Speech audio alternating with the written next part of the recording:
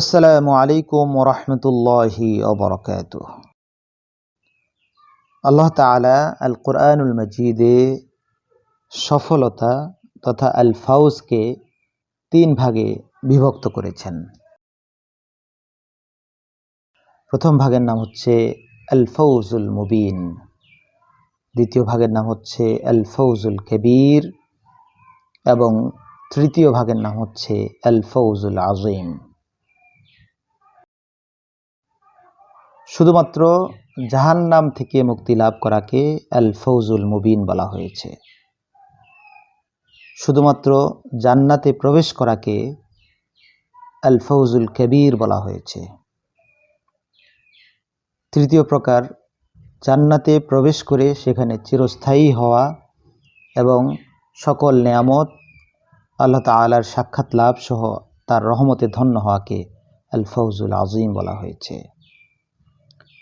সূরাতুল আনআমের 15 এবং 16 নম্বর আয়াতে আল্লাহ তাআলা প্রথম প্রকারের উল্লেখ করেছেন। আল্লাহ তাআলা বলেন, কুল ইন্নী আখাফু ইন আসাইতু রাব্বি আযাবা ইয়াউমিন আযীম মান ইউসরাফ আনহু ইয়াওমাইযিন ফাকাদ রাহিমাহু ওয়া যালিকাল ফাওজুল মুবিন।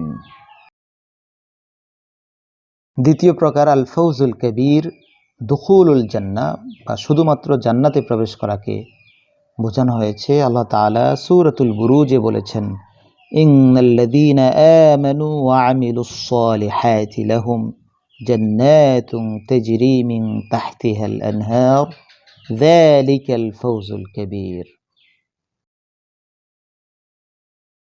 তৃতীয় প্রকার, চিরস্থায়ীভাবে জান্নাতে বসবাস, আল্লাহর সাক্ষাৎ লাভ এবং আল্লাহর সকল নেয়ামত সমূহ লাভে ধন্য হওয়াকে আল ফাউজুল আযীম বলা হয়েছে, যা সূরাতুল মাঈদার 119 নম্বর আয়াতে আল্লাহ তাআলা বলেছেন, ক্বালাল্লাহু হাযা ইয়াউমু ইয়ানফাউস সাদিকিনা সিদকুহুম লাহুম জান্নাতুন তাজরি মিন তাহতিহাল আনহার খালিদিনা ফিহা আবাদা রাদিয়াল্লাহু আনহুম ওয়া রাদু আনহু যালিকাল ফাওজুল আযীম।